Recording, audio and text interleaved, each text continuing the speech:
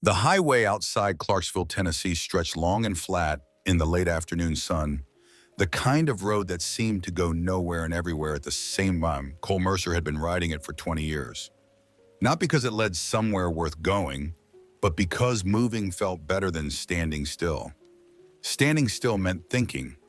Thinking meant remembering, and remembering meant going back to the night everything ended. He was 52 years old. His face showed every one of those years carved by wind and weather, and something harder than either. The leather vest on his back bore the Hells Angels patch he had earned at 34 2 years after the accident, 6 months after he walked out of Riverbend Correctional and found that the world had continued without him in the way the world always continues indifferently and without apology. He had joined the Memphis chapter because they asked no questions about the past and expected nothing from the future except that you ride when called and stand when standing was required. It was a kind of life, not a good one, but a kind. The Harley beneath him rumbled like a living thing vibrating through his boots and up through his spine. He had bought this particular bike 11 years ago secondhand from a man in Nashville who needed the money more than the ride. Cole had rebuilt every inch of it himself alone in a rented garage, working through nights when sleep refused to come, which was most nights. The sun was dropping toward the tree line, turning the sky the color of an old bruised purple and orange and fading gold. Cole rode without a destination the way he always did on afternoons like this. He would ride until the thought quieted, until the memory that lived just behind his eyes retreated back into the darkness where it belonged. It never left completely, but sometimes if the road was long enough and the engine loud enough, it moved far enough back that he could breathe. 20 years ago, Cole Mercer had been a different man. Younger, obviously, louder, more careless in the way that men are careless when they still believe the world will absorb the damage they cause. He had a wife named Patricia who laughed easily and loved him more than he probably deserved. He had a daughter named Katie who was 5 years old and had brown eyes so deep and warm they looked like something found at the bottom of a river. Katie collected small things, buttons, feathers, smooth stones from the creek bed behind their house. She kept them in a shoebox under her bed and showed them to Cole on Sunday mornings, like a curator presenting treasures to a museum visitor. He had driven drunk. That was the plain fact of it, stripped of excuses and explanations and the long silence that had followed. A July evening, a party at a friend's house. Too many beers counted wrong. He had told himself he was fine. Men who are not fine almost always tell themselves they are. The truck that crossed the center line was not entirely his fault, the police report had noted. Not entirely. But he had no business being on that road in that condition, and when the impact came, Patricia died on the way to the hospital, and Katie died an hour later, while Cole sat in a waiting room with a cut above his eye and a sobriety that had arrived 20 minutes too late to matter. He served 3 years. The sentence felt like a joke, like paying $1 for something that had cost everything. When he came out, there was nothing to come out to. The house was sold. The friends had drifted. His own family, what remained of it, did not know how to look at him. He had joined the Hells Angels chapter in Memphis 6 months after his release, not because he believed in anything they stood for, but because they asked no questions about the past and expected nothing from the future. He had not been sober the night of the accident. He had been sober every night since. That was the one rule he kept, absolutely the one way he drew a line between the man who had killed his family and the man he forced himself to be afterward. It was not redemption. He did not believe in redemption. It was just the minimum, the floor below which he refused to fall. He rode. The neighborhoods on the eastern edge of Clarksville were modest and aging, the kind of streets where houses needed painting and trucks sat in driveways with one tire flat. Cole was not particularly watching his surroundings. He rarely did on these rides. He was watching the road ahead, the way he always watched the road ahead, because the road ahead was the only place he allowed his eyes to rest. That was why he almost missed her. She was sitting on the curb in front of a 2-story house with a sagging front porch. A little girl in a faded blue dress that was clearly too large for her small frame. 5 years old, maybe. No more than 6. She was drawing patterns in the dirt with a stick, her head bent, her dark hair falling forward across her face. There was nothing dramatic about the way she sat there. She was just a child sitting alone on a sidewalk in the late afternoon. But something about the absolute stillness of her, the particular quality of her aloneness, caught at something in Cole's chest as he rode past. He did not slow down. He told himself there was nothing wrong with a child sitting outside on a warm afternoon. Kids sat outside. That was normal. That was what kids did. He kept riding, but the image stayed with him the way certain images do, attaching themselves to the mind with small hooks. The too large dress, the absolute concentration on the stick, moving through the dirt as if drawing those patterns in the earth was the most important work in the world. The way she had not looked up as he rode past, as if she had long since stopped expecting anyone riding by to stop. Cole was a block away when the black van turned onto the street. He noticed it the way he noticed most vehicles, peripherally, without intent. It was moving slowly the way vehicles move when a driver is looking for a specific address. The windows were tinted dark. It stopped at the curb in front of the house where the little girl was sitting. Cole slowed without thinking about it. The side door of the van opened fast. A man in a baseball cap came out, moving quickly the way people move when they need to accomplish something before anyone has time to react. He crossed the sidewalk in 3 steps. The little girl looked up, her mouth open, and then the man's hands were on her arms and she was off the ground and being pulled toward the van, and the sound that should have been a scream died somewhere in her throat before it could become real. Cole's hand hit the brake. In the half second before the van door slammed shut, the little girl turned her head. The motion was instinctive, the way any creature looks for help when help is the only remaining hope. Her eyes swept the street and found Cole's face across the distance between them. Brown eyes, deep and wide and filled with a terror so pure it had no name. Brown eyes exactly like Katie's. The van door slammed. The tires screamed against the pavement. Cole sat on his idling Harley and watched the van accelerate away from him. For a moment, he did not move. The street was empty again except for him and the lengthening shadows and the stick the little girl had left lying in the dirt at the edge of the curb. He looked at that stick for what felt like a long time. Then he looked at the direction the van had gone. He told himself it was not his business. He told himself there were people whose job it was to handle things like this, people with radios and authority and the legal right to intervene in situations that were none of Cole Mercer's concern. He told himself he was a convicted felon, a Hell's Angel, a man with no standing and no credibility and no right to insert himself into anything involving a child. He told himself all of this in the time it took to ride 1 block, 2 blocks, 3 blocks, the van disappearing around a corner ahead of him while he rode straight, moving away from it, moving toward the part of the afternoon that was just riding and not thinking and not remembering. He stopped at a red light on the corner of Maple and Henderson. A truck idled next to him. A woman in a station wagon sat behind him, probably thinking about dinner, probably thinking about ordinary things the way ordinary people did. Cole looked at his hands on the handlebars. He was 32 years old the night his daughter died. He had been 10 minutes from the hospital when they called his cell phone to tell him she was gone. 10 minutes. He had been driving the speed limit, the terrible sobriety of aftermath, having replaced everything else, and he had still arrived 10 minutes too late to hold her hand while she left.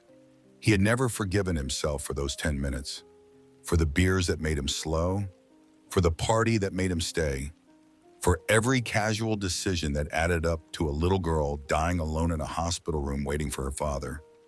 The light turned green. Cole did not move. The truck next to him pulled away. The woman in the station wagon behind him tapped her horn once politely.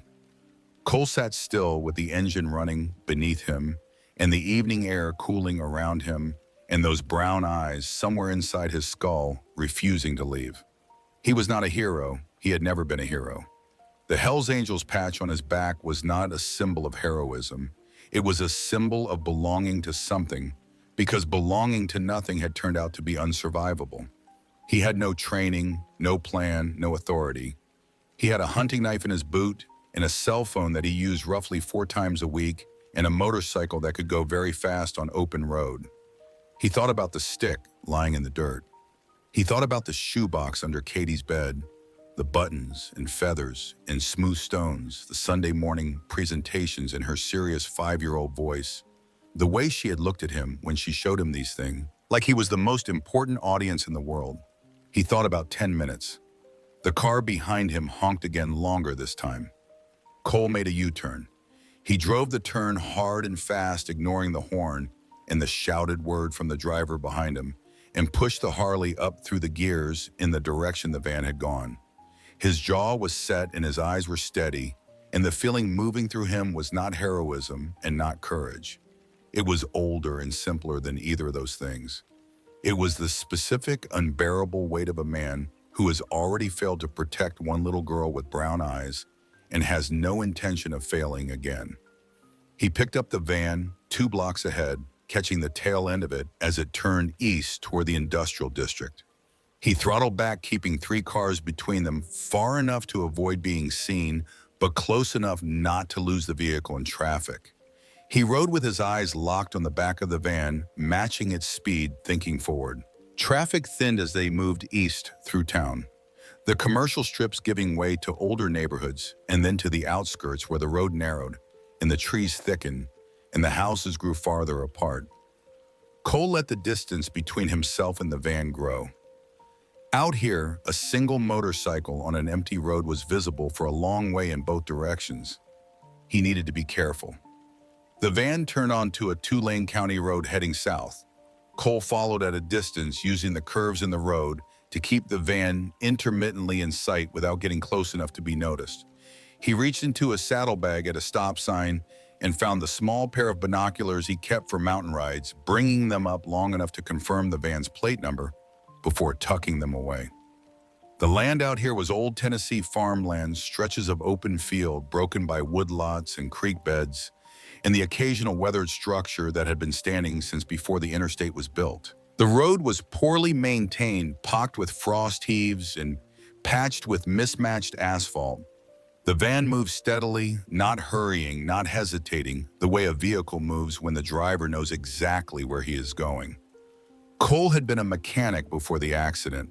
He had worked in a shop off Union Avenue for 6 years, and the work had taught him patience of a particular kind, the patience of a man who understands that systems have logic, and that if you follow the logic far enough, it will lead you to the source of the problem. He applied that patience now. He would follow. He would find out where they were taking her. What happened after that would depend on what he found when he got there. The van slowed ahead, then turned onto a dirt road that disappeared into a stand of trees. Cole pulled to the shoulder and cut his engine, watching through the binoculars as the van moved down the dirt track and stopped in the yard of an old farmhouse, sitting in a clearing about half a mile back from the main road. He watched until the van doors opened and 2 figures got out, one carrying a small shape that Cole understood was the little girl. The farmhouse swallowed them. A light came on inside. Cole sat on the shoulder of the county road for a long moment. Evening was settling in around him, the first stars appearing in the eastern sky, the air cooling quickly the way it does in Tennessee when the sun goes down. He was not going to call the police, not yet. He had turned that option over during the ride and found it wanting. He would call and describe a van and give a plate number, and then what? They might find the farmhouse. They might not find it for hours. They might arrive with sirens and lights and the kind of chaos that ends badly for small children caught in the middle of things they did not cause. He wanted to see what he was dealing with first. He wheeled the Harley off the road and into a gap in the tree line, leaning it against a trunk and pulling dead branches over it until it was reasonably hidden from the road. He took his hunting knife from his boot and checked it by habit. He took the small flashlight from his saddlebag and put it in his jacket pocket. Then he started walking through the trees toward the farmhouse, moving parallel to the dirt track, keeping the tree line between himself and the open yard. The farmhouse was older than it had looked from the road. Up close, the weathered siding and sagging porch eaves told a story of years of deferred maintenance of a place that had once been cared for and had gradually stopped being cared for the way places do when the people inside them run out of energy for things beyond survival. But the structure was solid. The lights in the downstairs windows were warm. Someone had planted a small garden at the south side of the house, and though it was overgrown and unpruned, it had been planted by someone who meant to stay. Cole positioned himself behind a thick oak at the edge of the tree line, close enough to see clearly, far enough back that the shadows covered him completely. He settled in to watch. Through the kitchen window, he could see movement. Two adults, a man and a woman, moving in the contained choreography of people sharing a small domestic space. The man was average height and build, somewhere in his mid-40s, his shoulders carrying the particular slump of the person who had been tired for a long time. He stood at the stove with his back to the window. The woman was a few years younger, dark-haired, her movements deliberate and careful in the way that people are careful when they are concentrating hard on seeming normal. Then he saw the little girl. She was sitting at the kitchen table. The woman was sitting beside her. Between them on the table was a sheet of paper and a box of crayons, the cheap kind, the kind that came in a pack of 16 with a sharpener built into the box. The woman was helping the little girl with something on the paper, her voice too low to hear through the glass, but her body language entirely clear. She was being gentle. She was being patient. She was leaning in, slightly pointing at something on the paper, and the little girl was leaning in too, following the woman's finger with her eyes. Cole watched for a long time without moving. This was not what he had expected to find. He had expected fear, restraints, cruelty in some visible form, the things that made the word kidnapping mean what it meant. He had expected a child in distress, in danger in the hands of people whose intentions were clearly and obviously terrible. He had expected a situation with a clear architecture of harm on one side and innocence on the other. What he saw instead was a woman helping a little girl color a picture. What he heard when the window shifted slightly in the evening breeze and a crack of sound came through was a voice saying something about a sun and a crayon, the kind of voice a person uses when they are trying very hard to comfort something small and frightened. Cole's hand, which had been resting near the knife in his boot, slowly relaxed. He did not understand what he was seeing, but he understood that storming through the back door with a hunting knife was not the right response to it. Not yet. He would wait. He would watch. He had learned in many years of living a life that required certain kinds of patience that the picture always got clearer if you gave it enough time. The man brought 3 bowls to the table. The woman tucked a napkin into the collar of the little girl's shirt. They bowed their heads. Grace. The man said something and the woman said something, and the little girl nodded, and then they all ate. The little girl swung her legs under the chair. She ate carefully, taking small spoonfuls, watching the 2 adults between bites with eyes that were measuring and alert. Smart kid, Cole thought. Even now, even in a situation that would have leveled a grown adult, she was watching. She was reading the room. She was figuring out the rules. After dinner, he watched the woman take the little girl to the bathroom, heard the sound of water running, saw the warm light under the door. The man stood alone in the kitchen, and then his shoulders began to shake. He was crying, not loudly, not theatrically. Just a man standing alone in his kitchen at night, crying in the particular silent way that people cry when they have been holding something for too long and can no longer hold it. Cole had cried like that exactly once the night after Katie's funeral. Alone in the parking lot of a motel in Murfreesboro, sitting against the rear tire of a borrowed truck, crying without sound, because making sound would have meant admitting out loud that it was real. He watched the man in the kitchen and felt something shift uncomfortably in his chest. An hour passed. The lights moved through the house in a pattern that Cole tracked and mapped. The bathroom, a small bedroom at the end of the hall, warm light visible through thin curtains. The adult's room light burning longer. Cole circled the house, slowly staying in shadow, checking the angles, finding the windows that gave him the best views of the interior. Through the bedroom window, he could see a twin bed and a small shape in it, a little girl sleeping with something clutched in both arms. Cole stood at that window for longer than he intended. She was sleeping on her back with her head tilted slightly to one side, the way small children sleep with a completeness of surrender that adults never quite achieve. In her arms was a stuffed animal of some kind, worn and soft, the kind of toy that has been loved hard and long. Her face in sleep was peaceful in a way it had not been on the sidewalk that afternoon or in that terrible half-second in the van doorway. Whatever fear had driven her for the rest of the day had receded in sleep, leaving behind just a child's face, open and unguarded and very young. Cole stood in the dark outside the window and thought about what he was doing. He could break the lock and carry her out.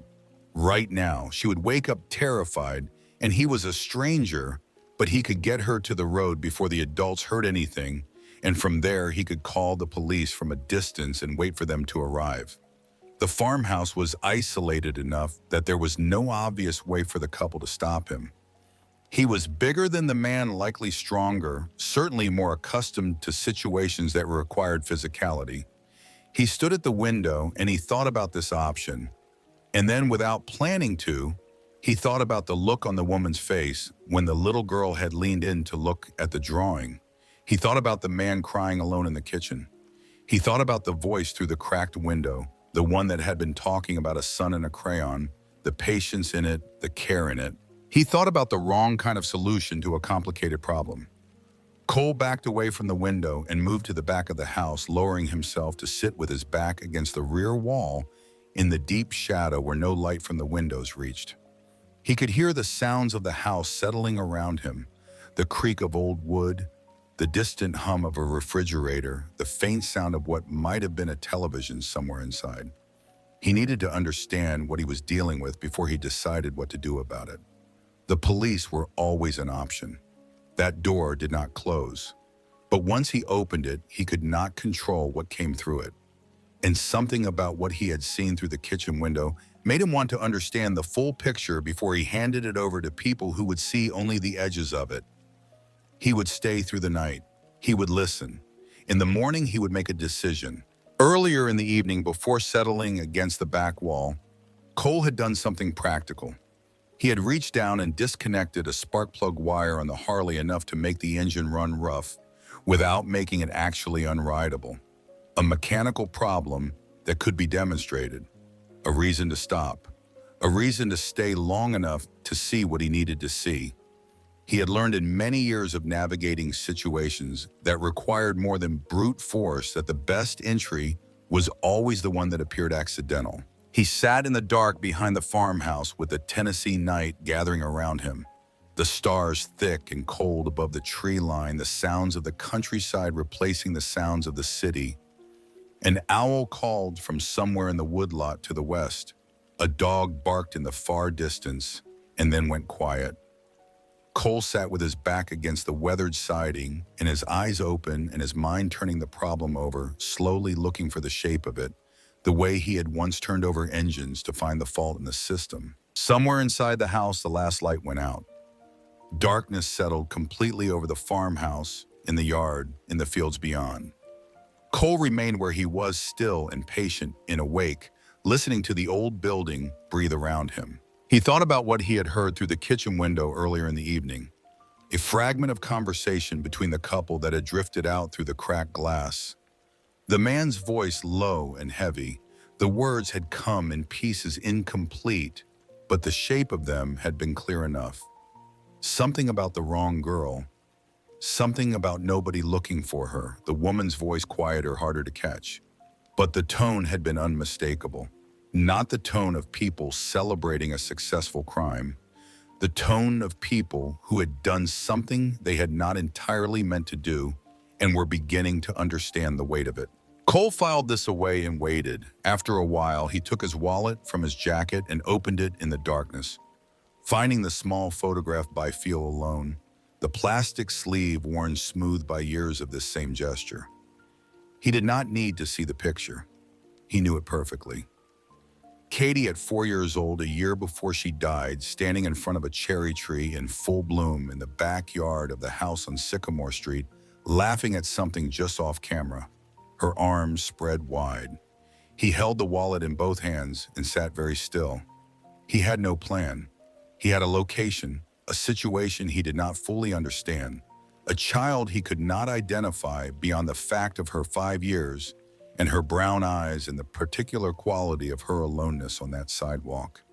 He had a hunting knife and a flashlight and 52 years of making decisions in the dark and living with the consequences.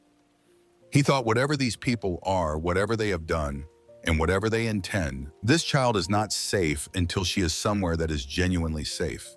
Not just safe from fear, safe from the kind of forgetting that leaves a little girl drawing patterns in dirt on a sidewalk because there is nothing else for her to do and no one coming to tell her to come inside. He thought you already know you are not leaving. He had known it, he supposed, from the moment he made the U-turn. A faint sound drifted through the bedroom window above him, too quiet to be words, but unmistakably a voice. The woman's voice, low and rhythmic. A lullaby, maybe, or something like one. Cole closed his wallet carefully and slid it back into his jacket pocket. He tilted his head back against the siding and looked up at the sky through the gap between the house and the tree line at the stars burning cold and certain above the dark Tennessee countryside. Whatever had brought him here, it was not done with him yet. Inside the farmhouse, the last sound faded. The night went completely quiet. Cole sat in the dark and waited the way he had always waited, the way men wait, when they understand that patience is not the absence of action, but the preparation for it, the stillness before the thing that cannot be taken back. He reached down and touched the handle of the knife in his boot, not to use it, just to feel it there, the small, solid certainty of it. Then he put his hands in his lap and let his eyes rest on the dark fields beyond the yard, and began carefully and methodically to think about what came next. He had been sitting for perhaps 3 hours the night deep in the farmhouse entirely dark when he decided he needed to hear more than the fragments that had reached him through the kitchen window. He needed the full picture. He rose, moving silently from his position against the back wall, and made his way around to the kitchen window. The crack in the frame was still there, the same gap that had let sound through earlier. Cole settled below the sill and listened. For a long time there was nothing. Then footsteps from the back of the house, slow and reluctant, the sound of a person who could not sleep. The kitchen light came on muted, possibly a single lamp rather than the overhead fixture. Cole raised himself just enough to see. The man was sitting at the kitchen table alone, his hands flat on the surface, his head bowed. He was not crying this time. He was past crying. He had the look of a man who had arrived at the bottom of something and was sitting there trying to take inventory of what remained. The woman appeared a few minutes later. She sat across from him without speaking. They looked at each other for a moment and then both looked at the table. "She called you that again tonight," the man said. His voice was quiet and rough. "When I said goodnight, she called you mommy." The woman did not respond for a moment. "I know," she said. "She doesn't know what she's saying. She's 5 years old and she's scared and she's attaching to whoever is here. I know that too." Another silence. Cole held very still. "We got the wrong girl, Nora." The man's voice dropped to nearly nothing. "I checked the address again. The Henderson house is on the next street over. The one with the iron fence. We were a full block off." "I know." "So we took a child who has nothing. No family looking for her, no one who filed a report." He stopped. "I've been checking the news since we got here. Nothing. No Amber Alert, no press conference. Nobody is looking for her." "Then she's better off here than wherever she came from," the woman said. Her voice was very quiet but very certain. "That is not how this works, Nora. I'm not talking about how it works. I'm talking about what's true." The man stood up and walked to the window, and Cole pressed himself flat against the wall, motionless. The man stood with his back to the glass, facing the dark kitchen. "She's not Amy," he said. "No matter how much it feels like she could be." The name landed in the room like something dropped from a height. The woman made a sound that was not quite a word. "I know she's not Amy," she said. Her voice had changed, gone thinner and more fragile. "I know that every second of every minute. But she's here, and she's real, and she needed someone to give her dinner and put her to bed. And I did that. I did that, and it felt like she stopped, started again. It felt like the first time in 8 months I was still a mother. The man turned from the window. Cole could hear him sit back down. "We can't keep her," he said. "I know." "Then what are we doing?" Neither of them answered that question. The lamp in the kitchen went off after a while, and the footsteps retreated back down the hallway, and the house went quiet again. Cole remained against the wall in the dark, not moving, processing what he had heard. 8 months. A child named Amy. The wrong address. Nobody looking for the girl they had taken. The pieces assembled themselves slowly into a picture that was more complicated than the one Cole had been carrying since the sidewalk on Maple Street. He had followed a kidnapping. That was still true. A child had been taken by force against her will by people who had no right to take her. That was also still true, but the people who had taken her had lost a daughter 8 months ago, had gone to take a wealthy child for ransom, gotten the wrong address, and ended up with a child from the foster system that nobody appeared to be searching for. And in the 8 hours since something had shifted in this house, the woman had made the girl dinner and helped her color and put her to bed with what looked from every angle Cole had observed it like genuine care. None of this changed what had happened on the sidewalk, but it changed what Cole needed to understand before he decided what to do about it. He went back to his position against the rear wall and sat down and let the night move around him, and he did not arrive at any easy conclusions, and that was the honest truth of where things stood when the sky began to lighten in the east and the birds started their first tentative notes, and the farmhouse remained quiet around its sleeping occupants. The morning came in slowly over the eastern fields, gray first and then gold. The kind of Tennessee dawn that looked like a promise being made before anyone was awake to hear it. Cole had not slept. He had sat through the full dark of the night with his back against the farmhouse wall, moving once to circle the property and confirm the exits, moving again to retrieve a granola bar from his jacket pocket, and otherwise remaining still in the way that men remain still when stillness is the only useful thing available to them. He heard the house wake up before he saw any light change inside it. The creak of a floorboard, the sound of a faucet running, then the smell of coffee, faint and domestic, drifting through the kitchen window that had been cracked open overnight to let in the cool air. Cole eased himself to his feet, his joints protesting the hours on the ground, and moved carefully to the corner of the house where he could see both the back door and the kitchen window without being visible from either. Through the window, he watched Desmond Whitfield shuffle into the kitchen alone, rubbing sleep from his face with both hands. The man looked worse in the morning light than he had the night before. The lines around his eyes had deepened overnight, or perhaps Cole was simply seeing them more clearly now, without the softening effect of distance and dim window light. Desmond filled a kettle and set it on the stove, and then stood at the window with his hands braced on the counter, staring out at the yard with the look of a man who was not seeing the yard at all, but something much farther away and much harder to look at. He stood like that for a long time. The kettle whistled. Desmond moved quickly to silence it the way people do when they are conscious of sleeping children in the house. He poured 2 mugs and dropped tea bags into both of them, and then Nora appeared in the doorway in a faded bathrobe, her dark hair loose around her face, her eyes carrying the particular exhaustion of a person who had slept, but not rested. Desmond handed her a mug without speaking. She took it, and their fingers touched briefly, and something passed between them. In that touch, some long familiarity, some acknowledgement of shared weight that words had stopped being adequate for. They sat at the kitchen table, and Nora wrapped both hands around her mug and looked at the surface of the tea, and Desmond looked at the table, and for a while neither of them said anything at all. Then a small voice came from down the hall. "Mommy." The word hit Nora like a physical thing. Cole saw it from the window, the way her whole body responded to the sound, a sharp intake of breath, and then a deliberate settling, the way a person steadies themselves before walking into something they are not sure they can survive. She set down her mug and stood, and her face in the half second before she arranged it into something softer showed everything.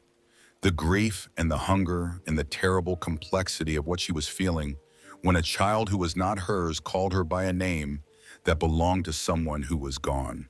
"Coming, sweetheart," she called back. She disappeared down the hallway. Desmond sat alone at the table and Cole watched him lower his head into his hands and hold it there, the posture of a man carrying something he cannot set down and cannot carry much longer. Cole made his decision. He walked back through the trees to the dirt road and followed it on foot to the county road, then walked the shoulder north a quarter mile to where the Harley was hidden in the tree line. He mounted the bike and started the engine, which ran rough the way it was supposed to run rough, and rode back toward Clarksville, not toward the highway, but toward the main street, toward the modest commercial district that served this part of the county. He needed coffee. He needed to think on a full stomach. And he needed to approach the farmhouse differently than he had been approaching it. Storming in was wrong. He had established that through the night. But watching from outside was also insufficient. He could not protect the girl from the yard. He could not understand the full situation from behind a window. Whatever he was going to do about Lily Brooks, and he was going to do something, he needed to be inside that conversation, not outside it. He needed a reason to be there that would hold up to scrutiny long enough to let him figure out what kind of people Desmond and Nora Whitfield actually were and what they actually intended. The spark plug wire was still disconnected. The Harley would run rough enough to justify stopping. Cole knew how to play a man who needed help on the road. He had needed actual help on the road enough times over the years that the performance required almost no acting at all. He found the diner on the main street of Clarksville without difficulty. It was the kind of place that announced itself honestly. A low brick building with a hand-painted sign and a gravel lot with 4 trucks in it at 7 in the morning, which in Cole's experience was the reliable indicator of food worth eating. He parked and went inside and took a corner booth that gave him a view of the door. The woman who brought his coffee was in her mid-60s, silver-haired, with the kind of face that had been pretty once and had become something better with age, more settled, more knowing. Her name tag said Dorothy, but she introduced herself as Dot, and she poured his coffee and looked at him with the direct, appraising gaze of a woman who had been reading men across a counter for 40 years and had very few illusions left about what she was reading. "Passing through," she asked. "Not sure yet," Cole said. Dot nodded as if this were a perfectly satisfactory answer and brought him eggs and toast without being asked, apparently having made her own assessment of what he needed. He ate and drank his coffee and looked out the window at the empty street and let his mind work through the problem the way he had learned to work through problems systematically from the outside edges inward. He knew the child had been taken by force. He knew the child was not being visibly harmed. He knew the couple who took her had been crying in separate rooms of the house. He knew the child had called the woman mommy, voluntarily, without coercion. He knew no one appeared to be looking for the child, or at least not loudly. That last fact was the one he kept returning to. He had checked his phone during the night, scrolling through local news alerts looking for any mention of a missing child in Clarksville or the surrounding county. There had been nothing. No Amber Alert, no police press conference, no report of a child matching the description of the girl he had seen taken off the sidewalk on Maple Street. He understood why, even if it sat badly. The girl had come from a foster home, a house where, from the one brief glimpse Cole had of it, the adults were occupied with their own concerns, and a child sitting alone on the curb in the late afternoon was unremarkable enough not to require explanation. Whether a report had been filed at all, whether anyone in that house had even noticed the girl was gone by the time darkness fell, Cole could not say with certainty. What he could say was that the silence of the news in the hours since the abduction suggested that the machinery of official concern had not yet been activated on her behalf, which told him something about the machinery and something about her. He thought about the foster home. The third one this year he had heard from the kitchen window conversation. He thought about the girl sitting alone on the curb while adults were occupied with other things inside. He ate his eggs and drank his coffee, and did not arrive at any comfortable conclusions. When Dot refilled his cup, she paused rather than moving on the way people pause when they have decided to say something they have not entirely committed to saying yet. "You've got something on your mind," she said. "Not a question." "Always do," Cole said. "Something heavier than usual." She set the coffee pot down on the table and sat across from him in the easy proprietorial way of a woman who owned the booth as much as he was borrowing it. "A man your age riding alone with eyes like that, you're not lost on the road." Cole looked at her. "What kind of eyes?" "The kind that have been looking for something for a long time," Dot said simply. "And maybe just found it, which is sometimes harder than the looking." He almost told her. He was surprised by how close he came to it, sitting in that corner booth with the morning sun coming through the window and the smell of coffee and toast and the particular quality of attention Dot Reeves brought to a conversation. He had not talked to anyone really talked in longer than he could clearly remember. The Hells Angels were brothers in the specific way that men who ride together are brothers, present in crisis, reliable in a fight, but not built for the kind of conversation where you admitted that you were frightened and uncertain and didn't know what the right thing was. He did not tell her everything, but he told her enough. He told her there was a child in a situation that needed careful handling, and that he was trying to figure out how to handle it without making things worse. He told her he was looking for someone who understood family law, someone who could give him a picture of what the options actually were before he committed to any particular course. Dot listened without interrupting. When he finished, she reached into the pocket of her apron and produced a business card worn at the corners. "My nephew," she said, sliding it across the table. "He handles family cases. Been doing it for 15 years. He owes me more favors than I care to count." Cole picked up the card and looked at it. "Whatever you're trying to do," Dot said, standing and retrieving the coffee pot, "make sure it starts with understanding what the child needs, not what the law needs, not what makes the cleanest story, what she needs." As she went back to the counter without waiting for a response, Cole sat for another few minutes turning the business card over in his fingers. Then he tucked it into his wallet behind the photograph of Katie and left enough cash on the table to cover the meal twice over. He went out to the Harley. The engine caught and ran rough the way it was supposed to, and he rode back toward the farmhouse with the morning air moving over him and the plan taking shape in his mind with the slow, deliberate clarity of something assembled piece by piece from available material. He turned onto the dirt road at 8:30 in the morning and rode it slow, letting the sound of the engine carry ahead of him. He stopped in the open yard in full view of the front of the house and sat on the idling bike and waited. The curtain in the front window moved. He waited.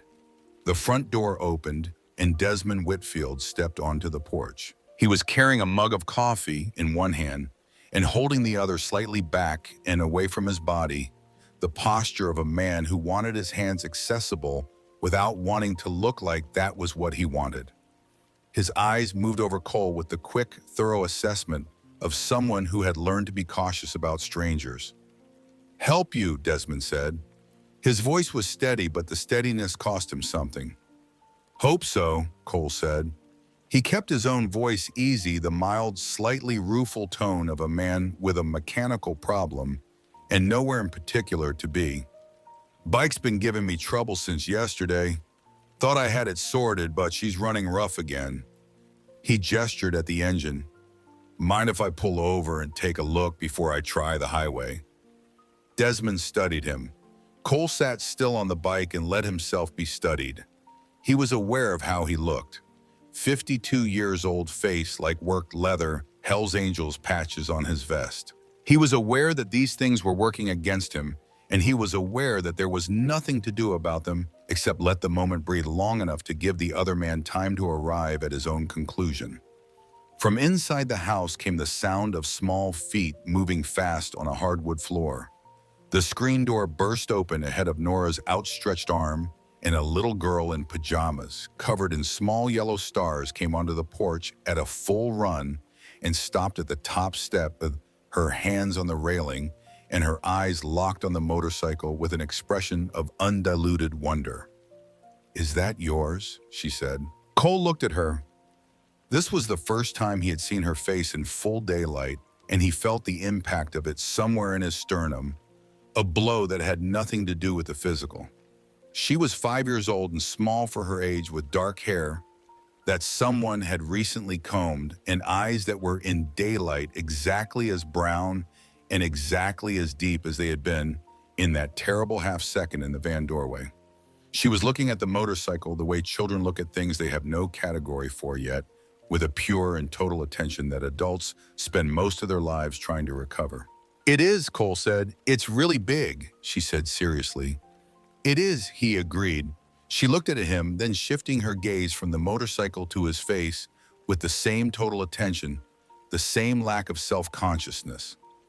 Children looked at you like that, Cole had forgotten. Straight on, measuring you by criteria that had nothing to do with the things adults measured each other by. "You have pictures on your coat," she said, pointing at his vest. "I do." "What are they for?" "They show what club I belong to," Cole said. "Like a team." She considered this information with apparent seriousness. Nora had come to stand at the door, her hand resting on the frame, watching the interaction without intervening. Desmond had not moved from his position at the edge of the porch. "You can look at the bike if you want," Cole said. "If it's okay." He looked up at Desmond when he said the last part. Desmond's jaw tightened. Then he looked at the little girl on the top step, at the quality of wanting on her face, and something in him shifted the way things shift in men when children ask for something simple and harmless, and there is no good reason to say no. "Stay on the porch," Desmond said to her. She nodded without taking her eyes off the motorcycle.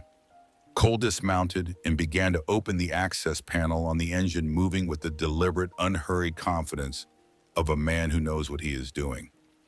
After a moment, Desmond came down the porch steps. He stood at a reasonable distance and watched Cole work the way men do when their mechanical curiosity overrides their caution. "What year?" Desmond asked, nodding at the bike. 89, Cole said. "Rebuilt her myself." Desmond looked at the engine with involuntary respect. All of it. Every piece. "I had a friend with a shovel head back in the 90s. Always something wrong with it." "That's the experience if you don't know what you're doing," Cole said. "Once you understand the system, it's just maintenance." He held out a component without looking up. "Mind holding this?" Desmond took it. They worked in a silence that was less hostile than the silence that had preceded, the specific silence of two men occupied with the mechanical problem, which was a silence Cole had always found easier than most other kinds. "You from around here?" Desmond asked after a while. "Memphis originally, just riding." "Long way from home for just riding." "That's the idea," Cole said. Desmond handed back the component when Cole reached for it, anticipating the need a half-second before Cole had to ask. The instinct of a man who had worked with his hands alongside other men. "You know your way around an engine," Cole said. "Had to learn young." Desmond's voice shifted slightly, losing some of its wariness in the familiarity of the subject. "Dad left when I was 8. Mom worked 2 jobs. Couldn't afford to pay anyone to fix things." Cole nodded. "Makes you self-sufficient." "Or stubborn," Desmond said. And then unexpectedly, almost against his will, the corner of his mouth moved. Not quite a smile, but something in the direction of one. Nora appeared at the porch rail above them. "Coffee," she said. "I have a fresh pot." Cole looked up.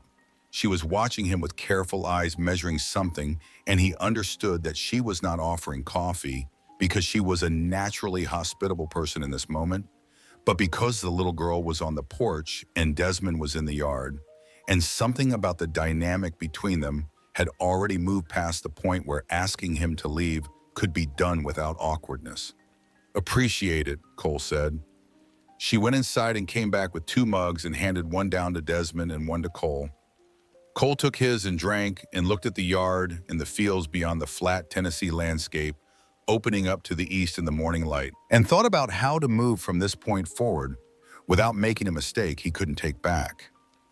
The little girl had come down the porch steps at some point while Cole and Desmond were working and was now standing close to the motorcycle examining it from a careful distance with her arms clasped behind her back in the posture of someone observing museum rules about not touching the exhibits.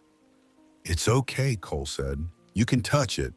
She looked at him with a direct, solemn gaze he was already beginning to recognize as characteristic of her, the look that seemed to ask whether the permission was real before she committed to accepting it.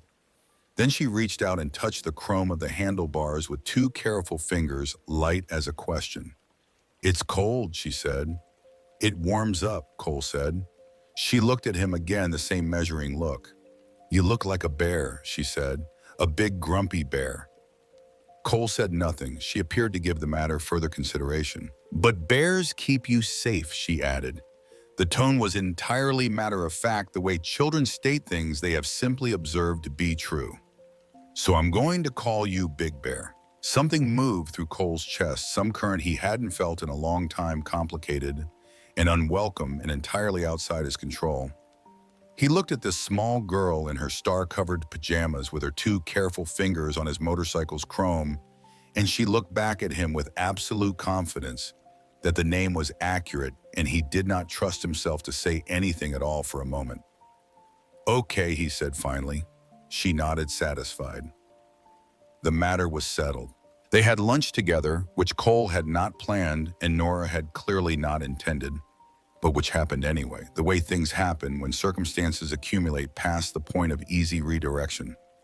Cole fixed the fence section Desmond had mentioned and helped with the water pump, and when Nora brought sandwiches out to the yard at noon, the distance between all of them had changed in the way distance changes when people have spent several hours in proximity to one another doing ordinary things. The little girl ate her sandwich with concentration and asked Cole questions between bites with the unself-conscious directness of a child who had not yet learned that questions could be inappropriate.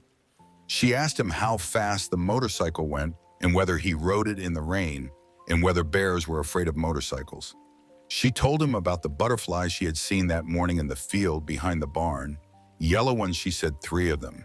She told him about her collection of things in a shoebox at the other place. The place before this one, a blue marble and a leaf and a pink ribbon, and she said she wondered if anyone had thrown them away, and her voice was very even when she said it, the same even voice she used to describe the butterflies. Cole listened. It was Nora who broke, not Cole. She set her half-eaten sandwich down on the paper plate and looked at the table and pressed her lips together, and the effort of keeping her face composed was visible from 10 feet away. "Nobody threw them away," she said. Her voice was quiet and very careful. "Things like that don't get thrown away." The little girl looked at her. "How do you know it?" she asked. Genuine question, no accusation in it. Nora had no answer that she could say out loud. That evening, after Lily had gone to explore the far end of the yard with a stick and the focused energy of a child conducting a private expedition, Nora sat on the porch in the old rocking chair, and Cole sat on the step below her, and they were quiet for a while in the way people are quiet when they are each aware that the other is thinking about the same thing. "She makes you think of someone," Cole said. He had not intended to say it. It came out because it was true, and because Nora's face in the presence of Lily had been an open book from the moment he arrived, and because saying it felt like the only way into the real conversation. Nora looked at him for a moment. Then she looked out at the yard where Lily was crouching near the fence, examining something in the grass with total absorption. "Her name was Amy," Nora said. Her voice was very quiet. 8 months ago, leukemia." She paused. She was 4. Cole did not say he was sorry. He had been told he was sorry enough times after Katie that he understood the words were a formality, a thing people said because the alternative was silence, and silence was harder to offer. He just nodded. "She was like that," Nora said, watching Lily in the yard. That way of looking at things, like everything was interesting enough to deserve all of her attention. Cole was quiet. "I wake up sometimes," Nora said, "and for just a second I don't remember. And then I do." She stopped, started again. 8 months and I still do it every morning. Cole understood this. He had done it for 2 years after Katie. The 2 seconds of ordinary consciousness before memory arrived, and then the arriving. He had come to dread falling asleep because sleep meant the 2 seconds, and the 2 seconds meant the arriving every single morning, never getting easier. "I know what that is," Cole said. Nora looked at him. He had not meant to say that either. "I had a daughter," he said. He had not said those words aloud in longer than he could easily calculate. 20 years ago, her name was Katie. She was 5. He stopped. He was not going to say the rest of it, the full truth of the rest of it. Not here, not now. She died. Nora looked at him for a long moment. "I'm sorry," she said. Cole nodded. They sat in silence and watched Lily in the yard, who had found something of absorbing interest near the fence post and was examining it with both hands now, crouching low to get a better angle. That night after Lily was in bed, Cole stayed in the yard while Desmond checked the shed roof. He could see into the kitchen window from where he sat on the tailgate of an old truck parked near the barn. He was not hiding.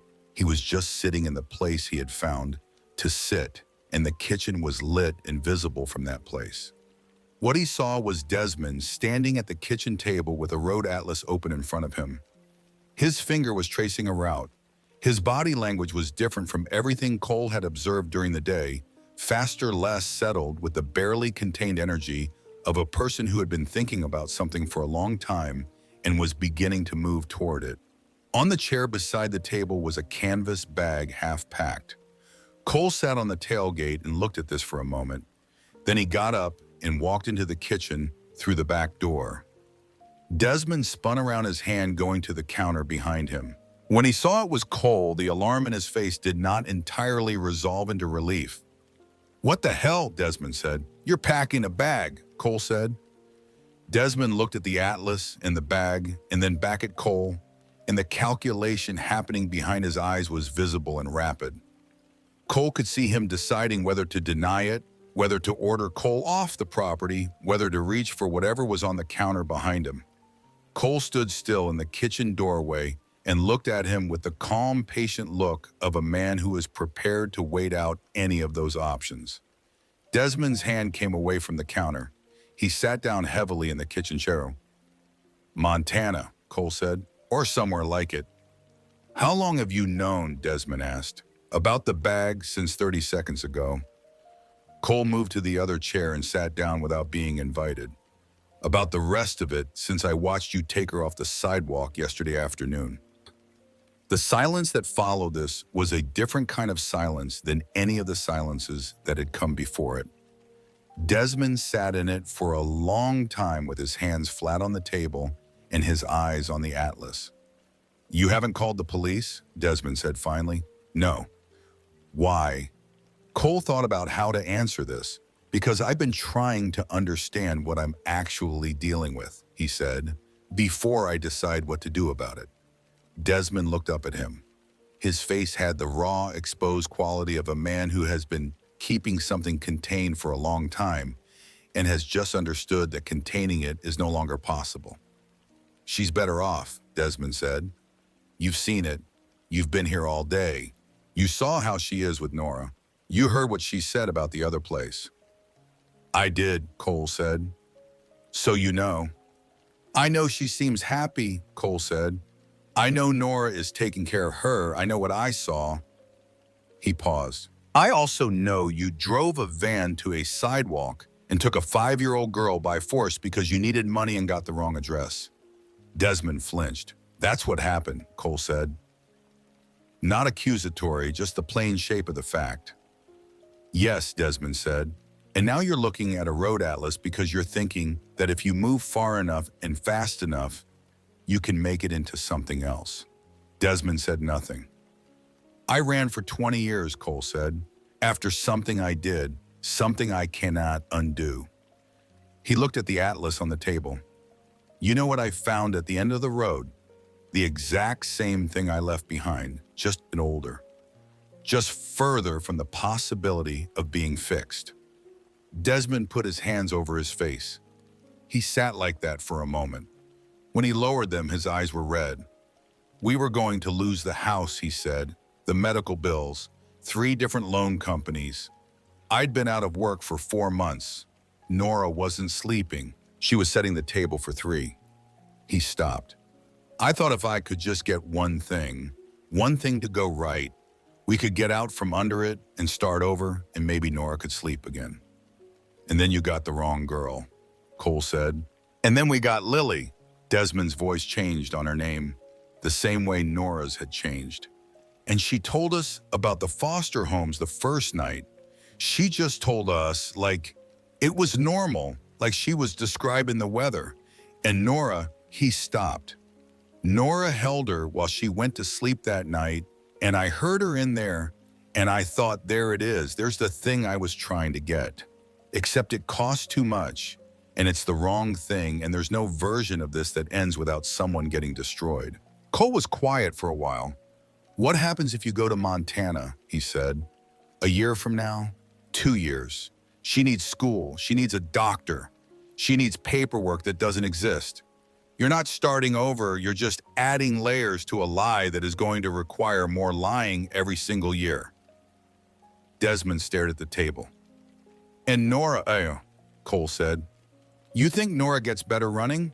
Or do you think she gets more fragile, more afraid, more dependent on a situation that has no floor under it? The back door opened and Nora came in from the porch. She took in the scene, the atlas. The bag, Cole at the table, Desmond's face. She stood in the doorway. He knows, Desmond said. Nora looked at Cole. Her face was very still. He's not wrong, Cole said to her.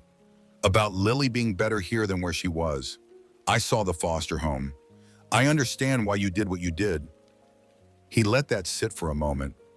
But the situation you've put her in doesn't have a future, and she deserves a future.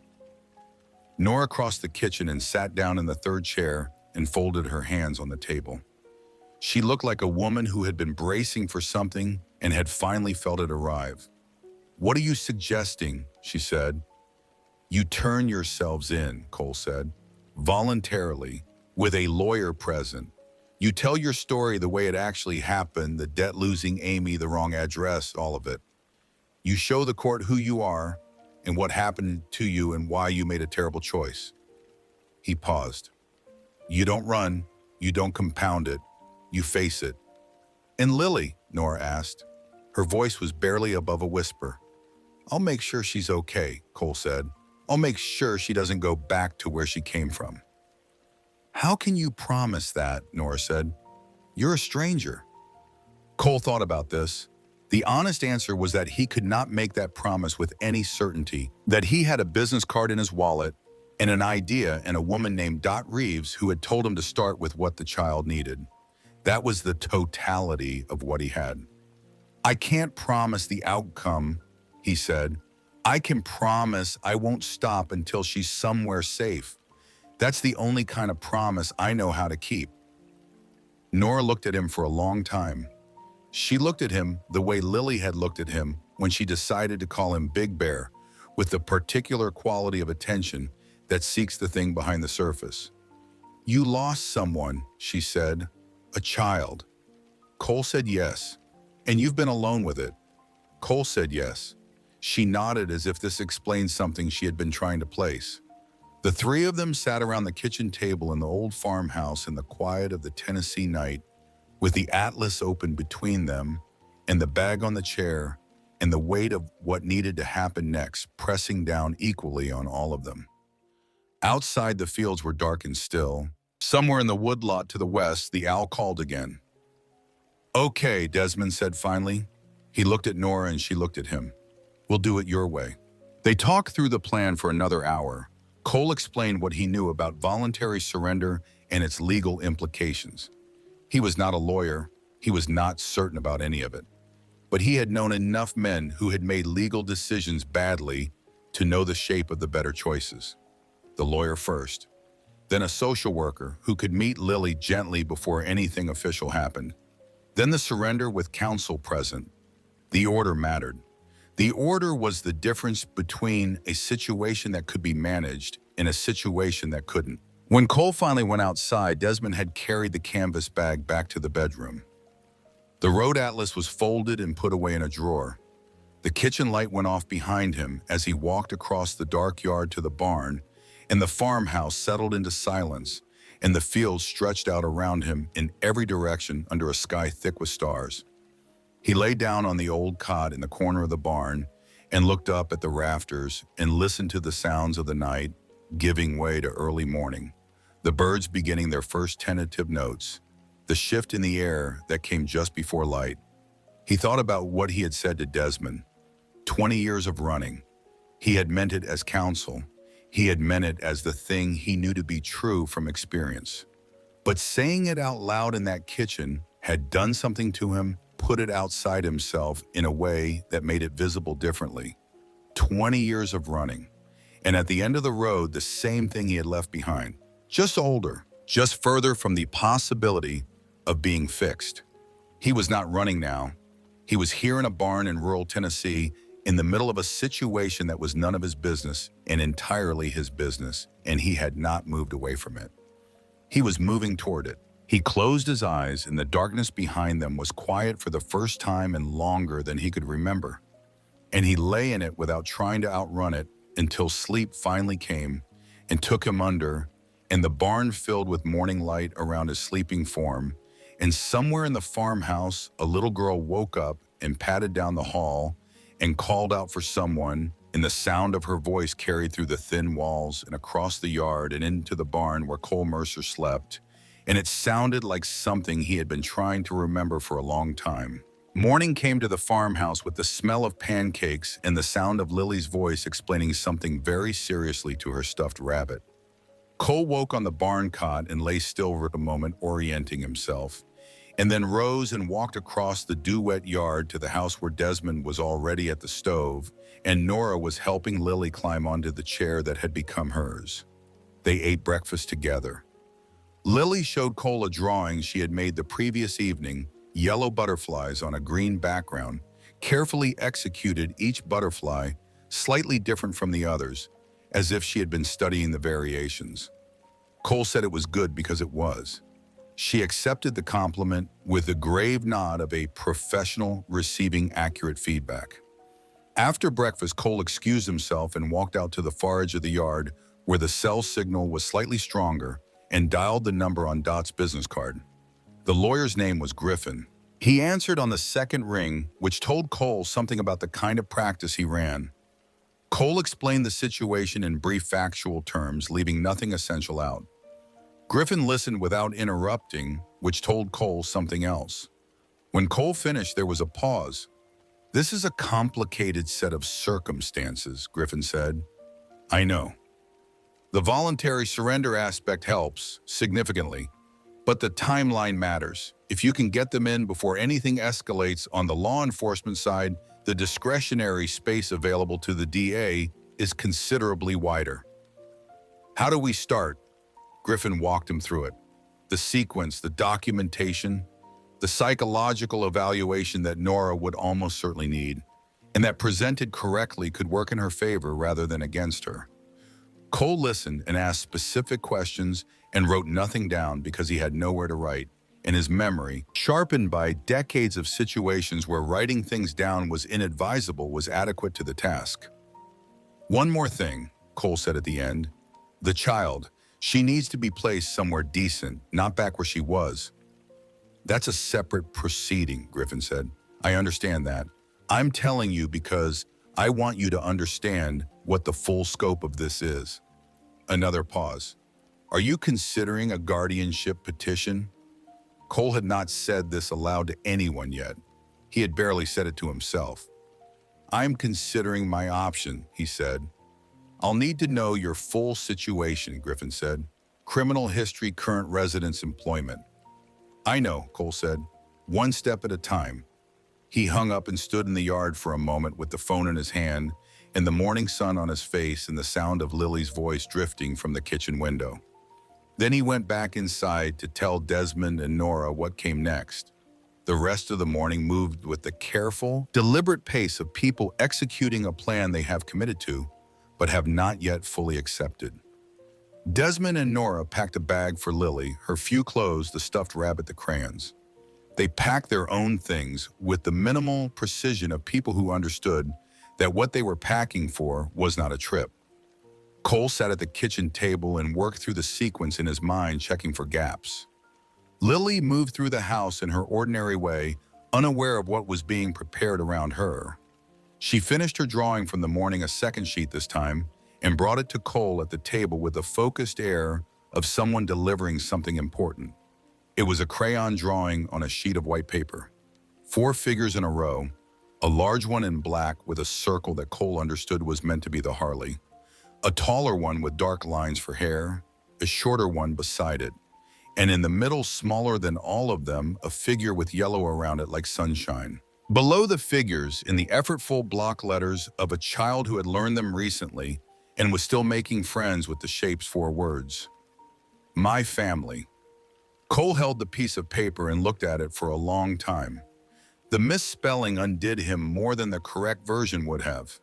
Something about the honest imperfection of it, the way the word was wrong, but the meaning behind it was entirely and devastatingly right. This was what she had been doing with her crayons and her concentration and her total serious attention to the work of it, while the adults in the house were discussing how to dismantle the only arrangement she had apparently decided to call a family. His hand was not entirely steady when he set the paper down on the table. It's us, Lily said, watching his face. That's Big Bear. She pointed at the large figure in black. And that's Mommy and Daddy, and that's me, Timmy. Cole looked at Desmond across the table. Desmond looked back at him with an expression that contained everything and said nothing. It's real good, Cole said. His voice came out rougher than he intended. Lily nodded, satisfied with this assessment. She picked up her crayon and went back to adding details to the figures, a hat on the large black, 1 flowers at the feet of the small one in the middle. Cole excused himself and went outside again. He stood behind the barn in the space where no window overlooked him, and he stood there for a while with his hands at his side and his eyes on the middle distance, and he did not move until he was certain he had himself in hand again. He went back in. They were ready by mid-morning, or as ready as people can be for what they were preparing for. Cole called Griffin again and gave him the timeline. Griffin said he would make the necessary calls and that Cole should bring them to his office rather than directly to the police, that the presence of counsel from the first moment was not optional. Cole told Desmond and Nora this. They both nodded. Nora had been very quiet for the past hour, moving through the house in the way people move when they are memorizing a space they expect to leave. She paused at the kitchen threshold and looked at the table and the crayons and the pieces of paper, and then she picked up Lily's drawing, the My Family one, and held it for a moment before setting it carefully on the kitchen counter, face up in a place where it would be seen. Cole noticed this and said nothing. Ready, he said. No, Nora said, but yes. What happened next happened fast, the way events accelerate when the variables that have been held in suspension by human decision suddenly escape the control of the people who were holding them. Cole was walking to the Harley to lead them to Griffin's office when he heard it. Far away at first, the sound could have been anything. A truck on the county road, farm equipment in a distant field. But Cole had grown up around certain sounds, and he knew them the way other men knew bird song or weather by shape and implication. And the shape of this sound was wrong for trucks or farm equipment. He stopped walking. The sound was coming from the dirt road. Multiple vehicles, moving fast, and underneath the engine noise, faint but unmistakable, rising as the distance closed, the specific wail of sirens. He understood immediately. A neighbor.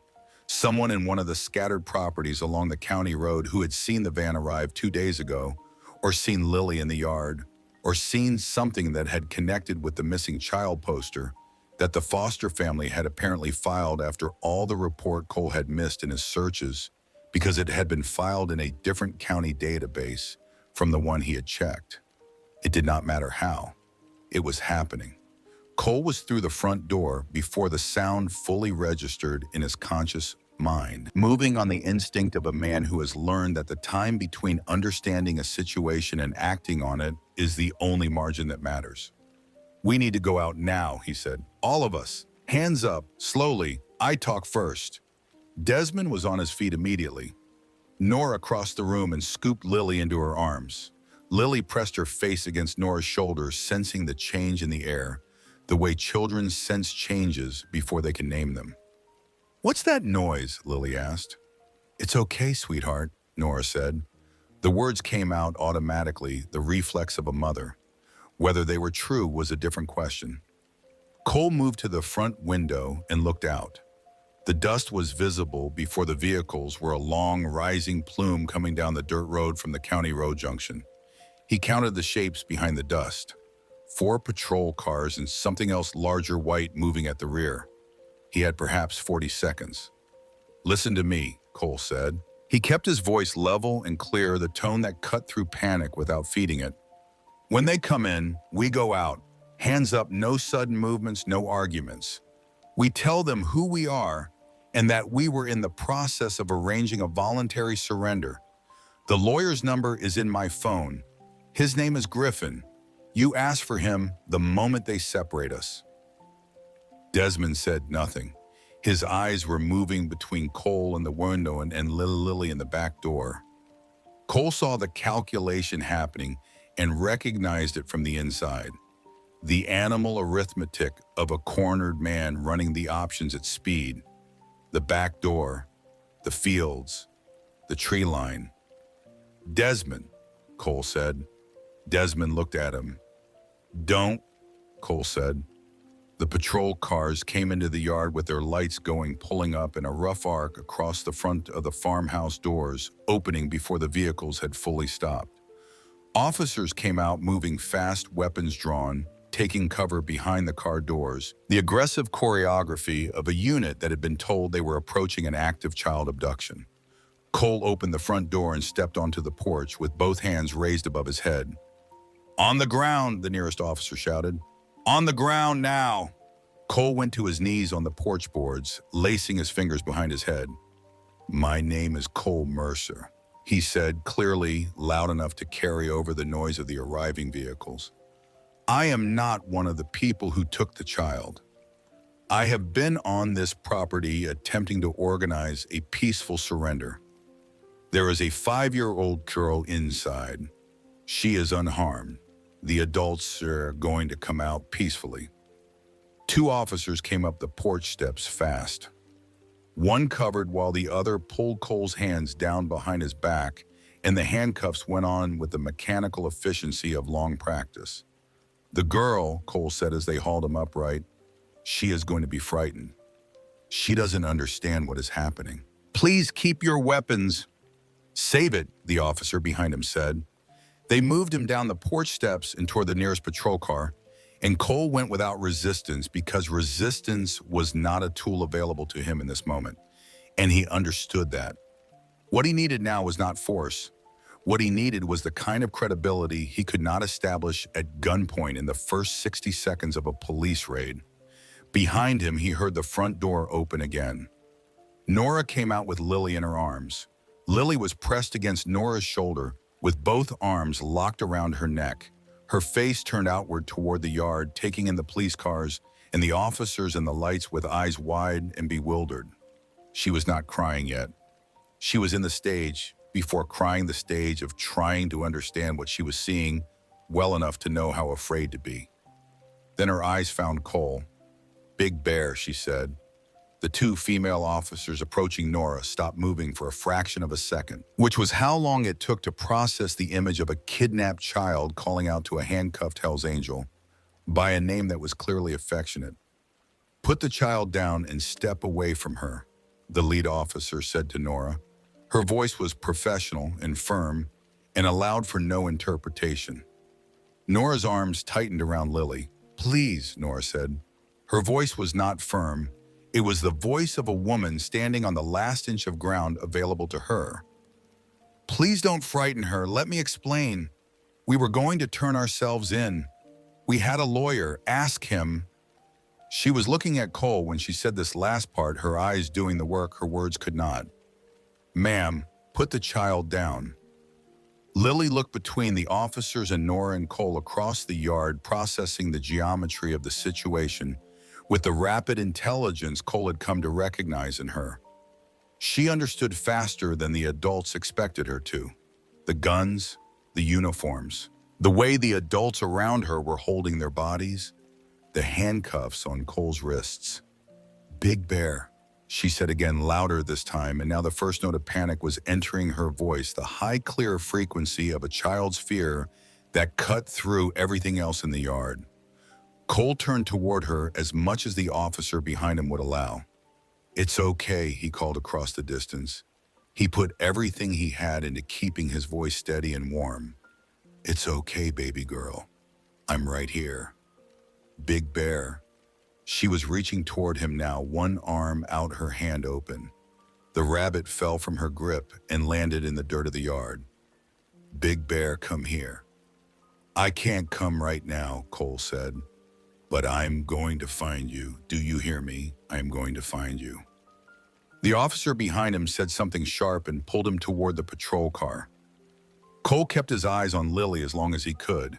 The second female officer had taken Lily from Nora's arms, not roughly, but with the irreversible firmness of institutional procedure, and Lily was fighting the way small children fight without strategy, with the pure physical desperation of a body that does not understand why the thing it is reaching for keeps getting farther away. "Mommy!" Lily screamed. She was reaching for Nora now, who had dropped to her knees in the dirt with her hands over her mouth. "Mommy, Mommy!" From the far side of the house came shouting another officer's voice, and Cole understood without seeing it that Desmond had run. He had seen the calculation in Desmond's eyes, and he had told him don't, and Desmond had done it anyway because fear is faster than reason in men who have been afraid for a long time. Cole was put into the back of the patrol car. Through the window, he watched the social worker from the white vehicle, a woman in a gray blazer carrying a clipboard, take Lily from the officer and move toward the white car. Lily's face was visible over the woman's shoulders, streaked with tears, mouth open. She was still calling his name. He could not hear it through the glass, but he could see the shape of it on her lips, the two syllables, the name she had given him in the yard 2 mornings ago, with 2 careful fingers on cold chrome. The social worker put her in the white car. The door closed. Cole sat with his hands cuffed behind him and his back against the hard plastic seat and watched the white car's brake lights come on as it turned in the yard and pointed itself back toward the county road. He watched it until it disappeared behind the tree line. He had promised her. The patrol car began to move. Cole sat in the back and looked out the window at the flat Tennessee fields moving past him in the morning light and thought about the drawing on the kitchen counter. "My family. Face up where it would be seen." The word wrong, but the meaning entirely right. In the way that the most important things are often expressed imperfectly by the people who understand them most completely. He was very still in the back of the car, not the stillness of acceptance, the stillness of a man organizing himself around the only thing left available to organize himself around. He was going to need the lawyer. He was going to need Dot. He was going to need whatever credibility he could build from this position in whatever time he had. He was going to need to be calmer and more patient and more strategic than he had ever been in his life. He thought, start now. The holding cell in the Clarksville police station was exactly like every other holding cell Cole had been in. Concrete block walls painted a green that had been institutional before it had been applied. Fluorescent light that made everything look slightly less alive than it was. A metal bench bolted to the wall, and a drain in the floor, and a door with a narrow window of reinforced glass. They had taken his vest, his belt, his wallet, his phone. They had left him his thoughts, which were not a comfort. He sat on the metal bench and looked at the drain in the floor and went back through everything that had happened, not searching for the mistake, because the mistakes were apparent, but searching for the thread that was still intact. The lawyer's voicemail. He had spoken to Griffin that morning, and Griffin had said he would make the necessary calls. Whether the phone was in an evidence bag or in a locked drawer, Griffin knew what was happening, and would have initiated the process of finding out why his client had not arrived. Dot herself. Dot knew where he had been going. Dot had her notebook and whatever she had observed over the past 2 days, and the specific, unshakable confidence of a woman who had decided what she thought and was not easily moved from it. The drawing on the kitchen counter. Whatever the police had collected from the farmhouse was now part of a record, and records could be read by people who knew how to read them. He thought about Desmond running across the field, caught by now certainly, sitting in a cell somewhere in this same building. Desmond had been afraid and the fear had made him run, and the running had made everything worse. But the running was also a data point about the state of mind of a man who had not been thinking clearly for 8 months, and data points presented correctly could shift the picture. Cole sat in the cell and built the case piece by piece, the way he had once rebuilt engines, working from the outside edges inward, finding the logic of the system, following it toward the source. He did not sleep. Around 3 in the morning, he reached the part he had been avoiding. The part about what happened after, assuming the case was made. Assuming Dot and Griffin and Desmond and Nora's truth combined to establish what he had actually been doing at that farmhouse. Assuming he was cleared of the kidnapping charge and released. What happened to Lily then? She would be in a system that had put her in 3 foster homes in 1 year. A system in which a child could spend a night outside because no one remembered to unlock the door. And this would be recounted later by that child in the same voice she used to describe the weather. A system that would give, in the absence of immediate family place, her somewhere with space available, which might be 100 miles from here, and might be no better than what she had come from. He thought about the business card in his wallet behind the photograph of Katie. He thought about what Dot had said. Start with what the child needs. He thought about Lily's face in the window of the white car. He sat on the metal bench in the holding cell, and the thing he had been holding back for many years came forward all at once without warning, without any of the usual signs that it was coming. He had kept it at distance with movement and noise and the specific consuming busyness of a life organized around not being still. Stillness was the danger. He had always known this. Stillness let the thing catch up. He was entirely still now, in a concrete room with no exits, and the thing caught up. He put his face in his hands and he cried. Not the way men cry when they are performing grief for an audience. The other way, the way that has no dignity and no shape, and no concern for what it looks like, the way that comes up from somewhere below the chest, below the ribs, from wherever it is that things are stored when you have spent years telling yourself you are fine. He cried for Katie, for the 10 minutes, for the July evening and the beers and the careless confidence of a man who told himself he was fine. He cried for Patricia, who had laughed easily and deserved better. He cried for all the years of riding away from things instead of toward them, all the years of a life organized around the avoidance of feeling, and all the things that had not happened in those years and would not now ever happen. And he cried for Lily, who had put 2 careful fingers on the chrome of his motorcycle and decided he looked like a bear and was therefore safe, and who had drawn him into a family portrait with a crayon on a piece of white paper, and who had looked at him through the window of a white car with her mouth shaping his name as it drove her away from him. He cried until he was empty, and then he sat in the quiet of the empty with his elbows on his knees and his face wet and the fluorescent light buzzing steadily above him, and he stayed in that quiet for a long time. Then he straightened up. He was 52 years old. He was a convicted felon.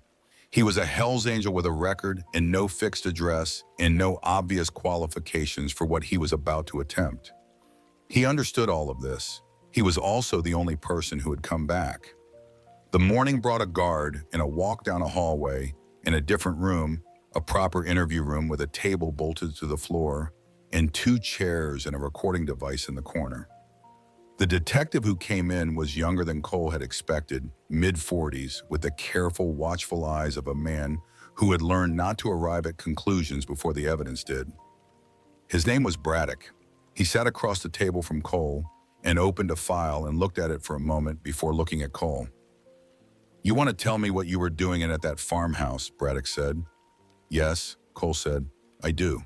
He told it straight through. From the sidewalk to the U-turn, to the nights in the yard, to the kitchen conversation, to the plan that had not had time to be executed. He left nothing out.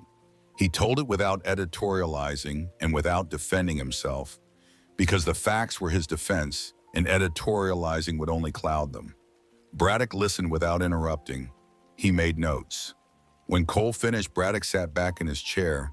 You expect me to believe, Braddock said, that a Hell's Angel followed a kidnapping vehicle, observed the situation for 2 nights, talked the perpetrators into agreeing to voluntary surrender, called a family lawyer, and was in the process of executing a plan when we arrived.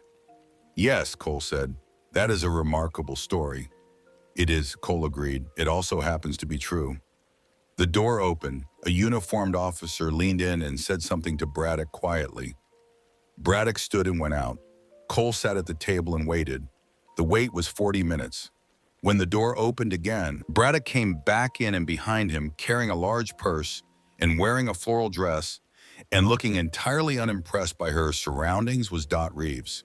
She sat down across from Cole and looked at him the way she had looked at him in the diner, with a direct, appraising gaze that saw the thing behind the surface. You look terrible, she said. I've had a long night, Cole said. I imagine you have. She opened her purse and produced a small spiral notebook. I wrote down our conversations, she said, sliding it across to Braddock, who had taken the chair at the end of the table. Dates, time, substance. He asked me about family law resources for children in irregular custody situations 3 days ago, before any of this happened. She produced her phone. My security camera covers the parking lot. I have footage of him making calls outside the diner. The timestamps match what he told me. Braddock looked at the notebook. He looked at the phone. My nephew is a family lawyer, Dot said pleasantly. He received a voicemail from Mr. Mercer yesterday morning asking for guidance on a voluntary surrender proceeding. The voicemail was timestamped at 7:42. Your officers arrived at the property at approximately 8:15. She folded her hands on the table. I trust the timeline is instructive. Braddock looked at Cole. Cole said nothing. Dot had covered it. They kept him another 6 hours. He understood this was procedural. He sat in the holding cell and worked through the next steps in his mind, and when they finally returned his belongings and walked him through a side door into the afternoon sun, he stood on the sidewalk and looked at the business card for a moment before he dialed. Griffin answered on the second ring. They talked for 20 minutes. At the end of it, Griffin said, You understand this is not a simple proceeding. I know, Cole said. Your record, your affiliations, no established residence, no prior relationship with the child. You're going to face significant skepticism. I know that too. A pause. What's your connection to this child? Cole thought about the drawing, my family. He thought about 2 careful fingers on chrome and a serious 5-year-old voice delivering a verdict on what kind of creature he was. She named me, Cole said. That's my connection. Another pause, longer this time. Come to my office tomorrow morning, Griffin said. 8 o'clock. Bring whatever documentation you have. Cole hung up and stood on the sidewalk and tilted his face up to the afternoon sun for a moment, feeling the warmth of it on his skin. Then he went to find out what had happened to Desmond and Nora. What had happened was this. Desmond had been caught at the tree line, brought back, and was now facing charges that included kidnapping, unlawful restraint, and child endangerment. His bail had been set at a number he could not pay. He was in custody. Nora had been taken to a separate facility for a psychological evaluation, which Braddock told Cole had been requested by the DA after her initial statement, in which she had told the story of Amy so completely and with such evident psychological fragility that the evaluating officer had recommended the assessment before any charging decisions were made. Cole asked about Lily. Braddock's expression shifted into something more careful. She's an emergency placement, he said. Temporary guardian until a more permanent arrangement is made. When is that decision made? There's a review scheduled for Friday. I want to be at that review, Cole said. Braddock looked at him for a long moment. You have a lawyer. I have a meeting at 8 tomorrow morning. Something moved in Braddock's expression, the specific, reluctant shift of a man reconsidering an initial assessment. "I'll see what I can do about getting you on the schedule," he said finally. "No promises." Cole nodded. No promises was more than nothing. In the days that followed before the hearing, Cole did what needed to be done. He drove to Memphis and had a direct conversation with the chapter president about his situation, a conversation that resulted in his taking an indefinite leave of absence, and a handshake that was more complicated than it appeared. He found a small house for rent on the eastern edge of Clarksville, a two-bedroom with a yard that needed work and a porch that needed paint, and he signed the lease with the same deliberate purposefulness with which he had made every decision in the past week. He spent 3 days cleaning it and buying the minimum of furniture and making the smaller bedroom into something that might pass as a child's room, which mostly meant putting a lamp on the bedside table and buying a set of sheets with stars on them because Lily had been wearing star pajamas the morning he met her, and it seemed like a reasonable thing to remember. He also, without particularly planning to, bought a small jar of yellow paint and painted one wall of the small bedroom yellow. He stood back and looked at it when he was done. It was the color of the butterflies she had seen in the field behind the farmhouse barn, the 3 yellow ones she had described with the same careful attention she brought to everything she found worth describing. He filed the paperwork for guardianship through Griffin's office.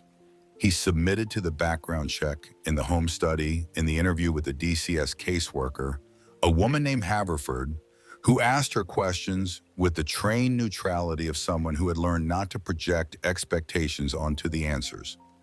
Cole answered every question directly and without ornamentation. When she asked him why he wanted to petition for guardianship of a child he had known for 4 days, he said what was true. He said because nobody else is going to. Haverford wrote something in her file. Her expression did not change. Cole could not tell if this was a point for him or against him, and decided that trying to read it was not a useful expenditure of mental energy. He appeared as a witness in the preliminary hearing for Desmond and Nora. He had not been asked to do this. Griffin had advised against it. Cole had explained his reasoning, and Griffin had listened, and then said that if Cole was determined to do it, they would do it correctly. Cole took the stand and told the truth about what he had observed in the farmhouse, the dinners, in the drawings, and the lullabies, and the woman who had been the most genuinely careful person in that house with the most fragile thing in it. He described Desmond crying alone in the kitchen. He described Nora holding Lily while she fell asleep. He said these things not to excuse what had been done, but to complete the picture of who had done it and why, because a complete picture was more useful to justice than an incomplete one. And he had come to believe that what had happened in that farmhouse deserved a complete picture, even when the complete picture was complicated. The DA, who had reviewed the psychological evaluation and the financial records, and the death certificate for Amy Whitfield, and who was not without experience in the territory where grief becomes crime, filed for reduced charges. Desmond's attorney negotiated a plea arrangement. Nora's evaluation supported the clinical picture Griffin had been building since the beginning. The family court hearing was on a Thursday morning in a room that was smaller and quieter than the courtrooms in television shows, with wood paneling and fluorescent light, and a judge named Hargrove, who wore reading glasses and had the unhurried manner of a woman who had sat in this chair long enough to have stopped being surprised by the variety of human situations that arrived in front of her. Griffin sat beside Cole. Across the room, a representative from the Department of Children's Services sat with a thick file. There was no jury. There was no gallery. There was just the room and the people in it, and the question of what happened to one small girl who had ended up through a chain of events that no one had designed in the temporary custody of the state of Tennessee. The DCS representative spoke first. He laid out the situation plainly. Lily Brooks, age 5, currently in emergency foster placement. No biological family able or willing to assume custody.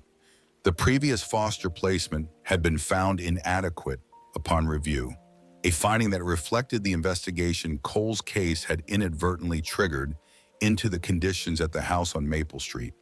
The current petitioner for guardianship had a prior felony conviction, active membership in an outlaw motorcycle club, currently on administrative leave, no established permanent residence prior to the current lease, and no prior relationship with the child beyond a period of approximately 4 days. It was a compelling case for denial, Griffin responded methodically. He submitted the documentation Cole had assembled: the lease, the letter from the chapter acknowledging the leave of absence. The character statement from Dot Reeves, which Griffin had told Cole was the most persuasive piece of writing he had read in 15 years of family law, 3 pages of specific concrete observation from a woman whose judgment the town of Clarksville had trusted for 4 decades. The records of Cole's sobriety, 20 years of it, documented through a program he had attended quietly and without announcement. And the report from Haverford, the DCS caseworker, whose professional assessment had arrived at a conclusion that had surprised Cole when Griffin read it to him, that the petitioner demonstrated a genuine and non-performative understanding of the child's needs, and that the child herself had expressed in age-appropriate terms a preference for continued contact with the petitioner. She had asked for him. In the emergency placement in the days after the farmhouse, Lily had asked for Big Bear. The caseworker had written this down because caseworkers write things down, and the things she had written had become part of the record, and the record was now in this room. Then Griffin called Cole to speak. Cole had not prepared remarks.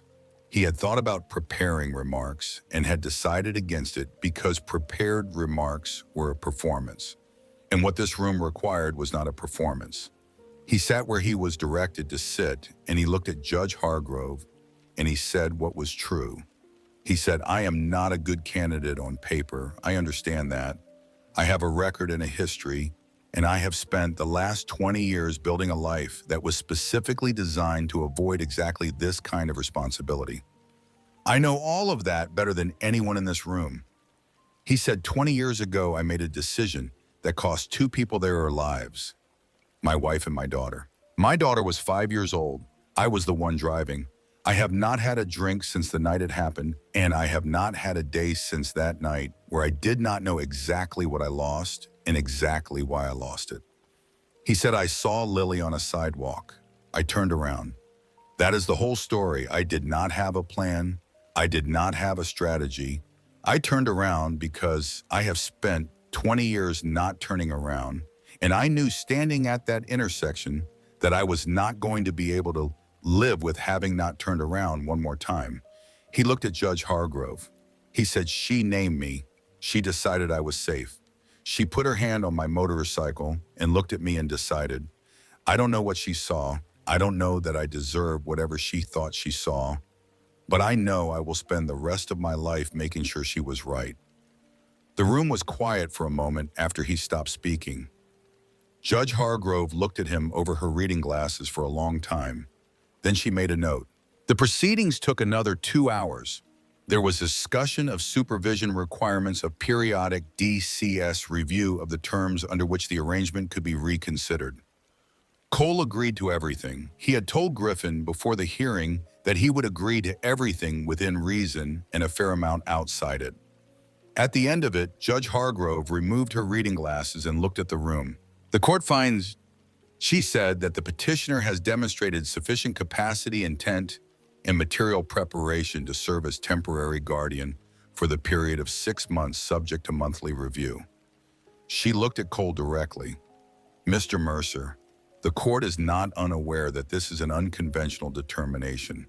It is made on the basis of the totality of evidence, including testimony, documentation, and the court's assessment of credibility. A pause. Do not give me reason to reconsider it. No, ma'am, Cole said. In the same week in a different courtroom, Desmond Whitfield received a suspended sentence of 3 years with mandatory psychological counseling and 200 hours of community service. Nora Whitfield, whose evaluation had confirmed the clinical diagnosis of prolonged grief disorder and whose cooperation with investigators had been complete and unambiguous, was remanded to a 12-month outpatient treatment program rather than a custodial sentence. Before they were separated to be processed through their respective arrangements, Nora asked the bailiff if she could have 1 minute. The bailiff looked at the judge. The judge nodded. Nora was brought to where Cole was standing in the hallway. She looked at him for a moment without speaking. Her face had the cleaned-out quality of someone who has been through something that removed everything inessential. "Tell her," Nora said, "that the butterfly picture she drew is in my wallet. I asked them if I could keep it." She stopped. "Tell her we think about her." "I will," Cole said. Nora nodded. The bailiff moved them forward and the hallway absorbed them, and Cole stood where he was for a moment before walking toward the exit where Griffin was waiting with the paperwork. The DCS representative brought Lily in from the waiting area 20 minutes after the hearing concluded. Cole was standing near the window when the door opened. He had positioned himself there without thinking about it by the window, with the afternoon light coming through and the open visible, nothing between them. Griffin stood near the door. The DCS representative stood at the threshold. Lily came through the door in a yellow dress that someone had put on her clean and pressed her dark hair combed. She was holding the worn stuffed rabbit in both arms. She looked smaller than he remembered, or perhaps the room made her look smaller, all that institutional space around a child's frame. She stopped just inside the door and looked around the room. Her eyes moved past the DCS representative, past Griffin, past the table, and the chairs and the wood-paneled walls. They found Cole. For a moment, she just looked at him. He looked back at her. Neither of them moved. Then she came across the room at full speed, the rabbit trailing from one hand, and she hit him somewhere around the midsection with enough force that he took a step back, and her arms went around him, and she pressed her face against his chest, and he felt her shoulders shaking with the aftermath of something she had been holding for a week. Cole put his arms around her. He was not a man who had held a child in 20 years. The specific weight of it, the particular warmth and smallness of a child held against the chest, was something he had not allowed himself to remember, because remembering it was the sharpest part of the loss. He held it now. He held it and did not move away from it. "Big Bear came back," she said into his chest. Her voice was muffled and uneven and entirely certain. "I said I would," Cole said. She held on tighter. Cole stood in the middle of that quiet room with a 5-year-old girl, holding on to him with everything she had, and the afternoon light coming through the window, and Griffin making a quiet, discreet exit through the door, and he felt something that he did not have a precise word for. It was not happiness exactly. It was something older and more fundamental than happiness. It was the specific feeling of a man who has been carrying the wrong thing for a long time and has finally set it down and picked up the right thing instead. The house he had leased was small, 2-bedroom on a quiet street on the eastern edge of Clarksville, with a yard that needed work and a porch that needed paint and a kitchen that smelled like the previous tenant's cooking. Cole had spent 3 days cleaning it and making it into something that could be called ready, which in his estimation meant clean and functional and containing the minimum of the right things. Lily walked through the house on the first afternoon with the careful, appraising gaze he had come to recognize as her standard mode of taking in new environments, touching things lightly as she passed them, establishing the perimeter. She went through the kitchen and the small living room and the bathroom, and then she stood in the doorway of the yellow-walled bedroom for a long time without saying anything. "Is this mine?" she said finally. "It is," Cole said. She went in and sat on the edge of the bed and looked at the yellow bundle. The afternoon sun was coming through the window at an angle that made the yellow glow warm and particular. "I had a shoebox," she said, "at the other place, the place before the place before." "I know," Cole said. He was standing in the doorway. "It had a blue marble," she said, "in a leaf and a pink ribbon." "We'll find a shoebox," Cole said. "We'll start a new one." She considered this. Then she nodded, the solemn, decisive nod of a child closing a negotiation. She bounced once on the bed, testing it. Then she picked up her rabbit and set it carefully against the pillow, positioning it with the precise attention she brought to all arrangements of the things she considered hers. She looked up at him with the direct, measuring gaze that had read him accurately from the first moment in the yard. "Big Bear," she said. "Yeah. Are you going to ride your motorcycle away?" Cole looked at her for a moment. At the 5-year-old, sitting on the edge of the bed in the yellow-walled room, with her rabbit against the pillow and her brown eyes asking the question, she actually needed answered the only question that mattered in the architecture of a child's world, which was whether the person in front of her was going to stay. No, he said. She looked at him for another moment, applying the evaluation she applied to everything. Then she seemed to accept the answer. Outside, the evening was coming in soft and golden, the light that comes at the end of a long day when the heat has passed and the air is beginning to cool. A car moved past at low speed. Somewhere down the block, a neighbor was cutting grass, the sound domestic and ordinary and entirely unhurried. Cole leaned against the door frame and watched Lily reach for a crayon from the small container he had put on the bedside table. She pulled a piece of paper toward her and began something new with the absorbed total concentration she brought to all work she considered important. He watched her work and did not ask what she was drawing. He would see it when it was done. He had learned that about her, that she would show him when she was ready, that her readiness was its own announcement, and that waiting for it was not a hardship but a privilege. A butterfly appeared outside the bedroom window, small and yellow, moving in the loose, unhurried way of something that has no destination and no objection to that. It drifted past the glass and disappeared into the yard beyond. Lily looked up. She had seen it. He could tell from the slight widening of her eyes, a small pause in the movement of her crayon, the particular quality of attention she gave to things she found worth noticing. Then she looked back down at her paper and kept drawing. Cole straightened from the door frame and walked through the house to the front porch and sat down on the step in the evening light. The street was quiet. The grass smell from down the block drifted over on a light breeze. Somewhere in the neighborhood, a screen door opened and closed. From inside the house came the occasional small sounds of Lily working, the scrape of a crayon, the rustle of paper. Once, very quietly, the sound of her talking to her rabbit in the instructional tone she used when explaining things that seemed obvious to her. The Harley sat in the driveway where he had left it.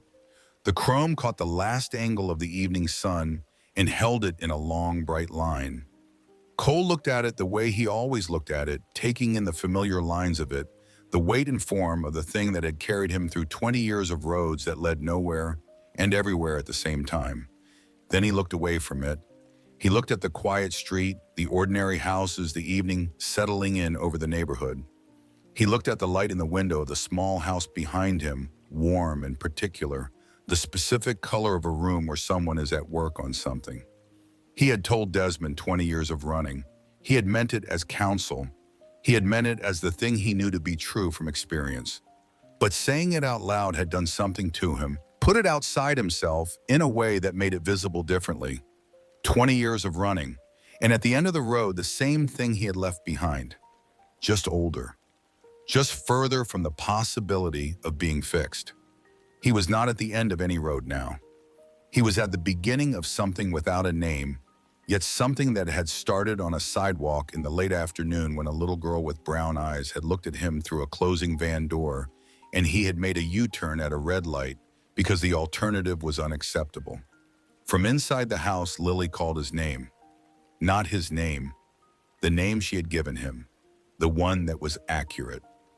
Cole stood up from the porch step and went inside. She was standing in the doorway of the yellow-walled bedroom, holding a piece of paper in both hands extended toward him. Her face had the expression of someone who has finished something they are satisfied with and is ready for the assessment. Cole took the paper. It was a new drawing. The yellow butterfly, recognizable by the careful attention she had given its wings. The house with the yellow-walled window visible. And in front of the house, two figures. A large one and a small one. Below the figures, in the effortful block letters of a child still learning the shapes, two words this time. Spelled correctly this time, as if she had been practicing, as if she had known this one needed to be right. We stayed. Cole looked at the drawing for a long time. Then he looked at her. "It's real good," he said. She smiled the full and sudden smile of a child who has been understood and held out her hand for the drawing back. Cole gave it to her. She went to the bedside table and propped it carefully against the lamp, adjusting its position twice until it was exactly where she wanted it angled to catch the light. Then she climbed onto the bed and patted the space beside her with the matter-of-fact authority of someone making an arrangement that is entirely settled. Cole sat down on the edge of the bed. Lily leaned against him the way children lean against people they trust, with the full, unself-conscious weight of it, and picked up her rabbit and held it in her lap and looked at the yellow wall in the evening light. Cole looked at the yellow wall too. Outside, the last of the day was going gold, and then quiet, and the streets settled into the ordinary sounds of an ordinary evening, and somewhere down the block the lawnmower stopped, and the neighborhood was still, and the small house on the eastern edge of Clarksville held its light.